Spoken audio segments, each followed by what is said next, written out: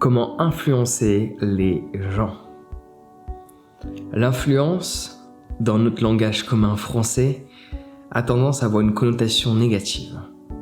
Les gens n'arrivent pas à faire la distinction entre influence et manipulation. D'autant plus que quand tu veux influencer quelqu'un, cela n'a rien à voir avec ce que tu dis pour le convaincre. Laisse-moi m'expliquer.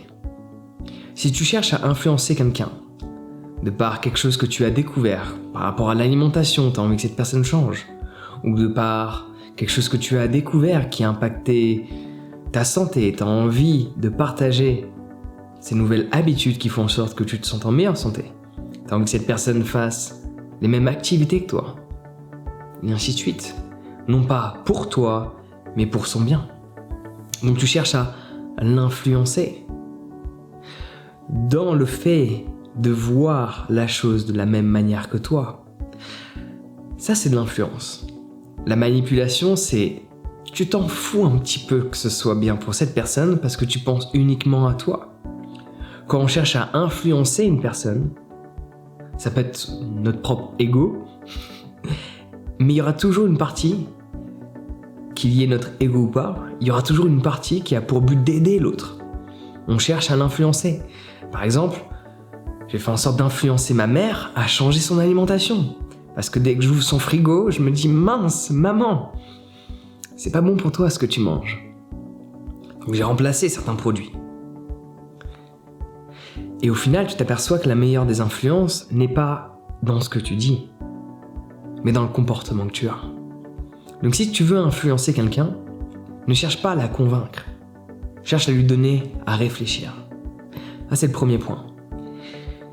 J'en ai déjà fait une vidéo, je te laisse aller regarder, c'est sur YouTube, comment convaincre une personne.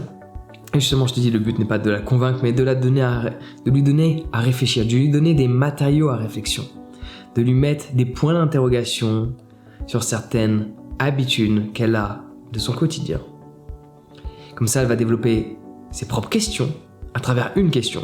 Tu emmènes une question et celle-ci peut développer 5 autres questions. Par ce fait, il va y avoir une réflexion. Et un changement peut opérer parce que la personne l'aura décidé. Et l'erreur la plus commune que les gens font quand ils cherchent à influencer une personne, ils cherchent à l'influencer à travers leurs propres mots. En d'autres termes, ils cherchent à nouveau à la convaincre. Mais si tu veux influencer quelqu'un, vraiment, il faut que tu t'influences toi-même. Il faut que tu sois convaincu à 100% de ce que tu dis. Et à ce moment-là, tu pourras influencer une personne. Je donne un exemple. J'ai travaillé avec différentes ONG à une ancienne époque. J'ai fait différents boulots, des boulots où j'étais rémunéré, des boulots où j'étais pas rémunéré. Mais là, on va parler de ce que je faisais qui m'a le plus plu, le fundraising, la récolte de dons dans la rue. Je l'ai fait en Australie avec Fred Hodges Foundation. Je l'ai fait en France avec la Croix-Rouge, CARE et MSF. Et j'ai pu voir quelque chose de très intéressant. MSF, je leur donne depuis près de 10 ans. Médecins sans frontières. Je suis pleinement convaincu de ce qu'ils font. Malgré qu'il y ait une partie vaccinale, outre que les vaccins bullshit qu'on nous raconte d'aujourd'hui, des vaccins qui ont fait leurs preuves, même si je suis pas forcément fan, faut juste voir les faits. J'ai beau ne pas être fan de tout ce qui est vaccin. Les faits montrent qu'il y en a certains qu'on utilise depuis plus de 20 ans qui ont fait leurs preuves. Donc même si je suis pas fan, il faut que je mette mon ressenti de côté et regarder les faits. Contrairement à celui d'aujourd'hui où il n'y a pas de faits. Anyway, c'est une petite parenthèse qu'on peut fermer. Ouais. MSF, je suis convaincu. C'est pour ça que je leur donne.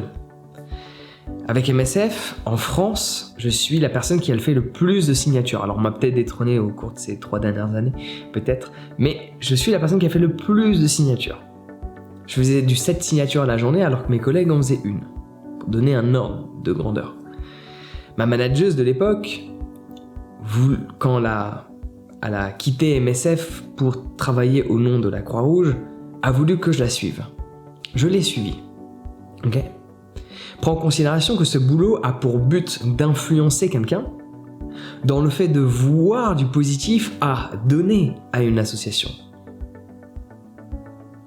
Donc tu dois l'influencer pour soit qu'elle voit l'intérêt de donner, soit à l'influencer pour changer la perception qu'elle avait de l'asso. Parce qu'en soi, elle ne la connaissait pas. Et vu qu'en France, il y a plein de gens qui ne veulent pas payer de taxes, qui ouvrent des associations pour ne pas payer de taxes, ça change automatiquement la perception que les gens ont des associations. Je connais même des gens, personnellement, dans mon cercle amical, qui ont des associations. Et qu'est-ce que ça m'énerve, au plus profond de moi-même. Parce que le but d'une association n'est pas de gagner de l'argent. Mais il y en a, ils le font parce qu'ils ont peur de payer des taxes. Paye tes taxes et ouvre une association pour faire que de l'associatif. C'est un petit message, autre petite parenthèse qu'on aura ouverte. En attendant, prends en considération que dès lors que je suis allé à la Croix-Rouge, où je ne suis pas forcément convaincu, alors, ne me fais pas dire ce que j'ai pas dit, le monde des réseaux sociaux est bien fait pour cela, on fait dire aux gens des choses qu'ils n'ont pas dit, où la Croix-Rouge fait un travail extraordinaire. Cependant, moi ce qui m'intéressait, de par MSF, Médecins sans frontières, c'est leur impartialité dans des conflits.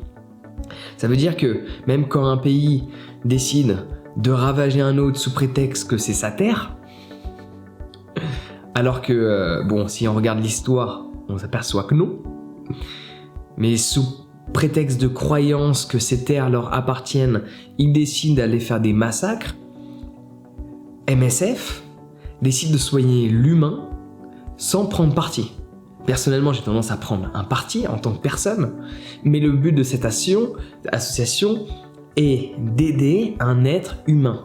Peu importe ses croyances, peu importe du camp dont il fait partie. Juste aider. C'est notre nature. Juste aider. Et la Croix-Rouge, dans la partie des conflits, n'est pas subventionnée. Mais dans d'autres branches de la Croix-Rouge, il y a des subventions qui personnellement me dérangent. Du coup, je ne donne pas à la Croix-Rouge. J'ai dû donner des pièces un jour, mais ça compte pas. Donc en gros, je ne donne pas à la Croix-Rouge. Et je n'y crois pas vraiment sur cet aspect-là. Du coup, quand j'étais le meilleur en France, number one, il y a 3 ans de cela, après 4 ans de cela, peut-être on va détrôner, je ne sais plus. Mais en France, en termes de signature pour MSF, j'étais numéro 1. Je passais à la Croix-Rouge, j'avais les mêmes stats que les gens. Pourquoi ? Non pas parce que mon discours n'allait pas, parce que j'avais le même discours, la même trame, je m'adaptais à chaque personne, je savais vraiment comment faire en sorte que les gens s'arrêtent, de leur montrer vraiment tout le bienfait, mais je n'y croyais pas dans ce que je disais. Le fait que je n'y croyais pas, cela se ressentait. Et les gens cherchent à influencer quelqu'un à travers les mots, à travers le fait de structurer la phrase d'une certaine manière, d'utiliser tel vocabulaire, de se positionner de telle manière dans l'environnement. Toutes les techniques, je les connais. Mais si tu ne crois pas en ce que tu dis, cela ne fonctionne pas. Pour influencer quelqu'un, il faut que tu te sois toi-même influencé dans la croyance que tu partages. C'est pour cela qu'avec MSF, j'étais tellement bon. Parce que j'y croyais, et j'y crois toujours. Et quand tu crois vraiment à quelque chose, cela se ressent. Tu n'as même pas besoin d'essayer de convaincre quelqu'un, d'essayer d'influencer quelqu'un, juste en lui partageant ce en quoi tu crois à 2000%, cette personne va commencer à y croire, parce que ce qui va l'influencer n'est pas ce que tu cherches à lui partager, ce qui va l'influencer, c'est ta propre influence, c'est le fait de voir que toi tu y crois. Parce qu'elle va commencer à croire en toi et non pas au message que tu partages. Cela est l'erreur numéro 1 que les gens commettent. Ils cherchent à influencer différentes personnes. Alors que tu ne devrais pas. Tu devrais juste partager quelque chose en quoi tu crois à 2000% et te focaliser sur juste ce en quoi tu crois toi. Et de ne pas te préoccuper de ce que les gens pense de toi, et à ce moment-là, le message que tu vas partager sera d'une telle puissance que les gens vont être influencés par ton message, non pas de par le message, mais de par le fait que tu crois profondément en ton message.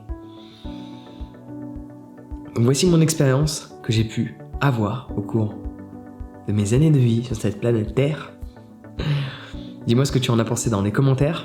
Partage-moi ton avis, s'il est structuré, réfléchi et que tu as envie de l'exprimer, non pas sur papier, mais d'une manière digitale. Dis-le-moi dans les commentaires, exprime ton avis, partage de la positivité, on en a besoin, exprime de la gratitude, ça fait du bien.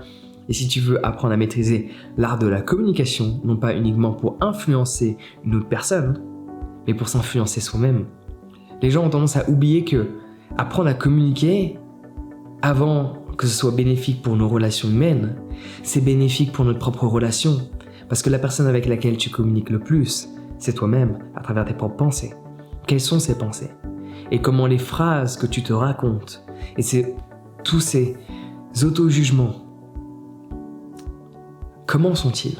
Comment sont structurés? Toutes ces phrases, ces identifications que tu as, ces pensées que tu as de toi. Donc l'art de la communication te permet de mieux communiquer avec l'autre, mais avant tout de mieux communiquer avec toi. Donc je te mets mon guide sur l'art de la communication. Le lien est dans la description. Tu peux le télécharger dès à présent. Sur ce, prends soin de toi et passe une excellente journée.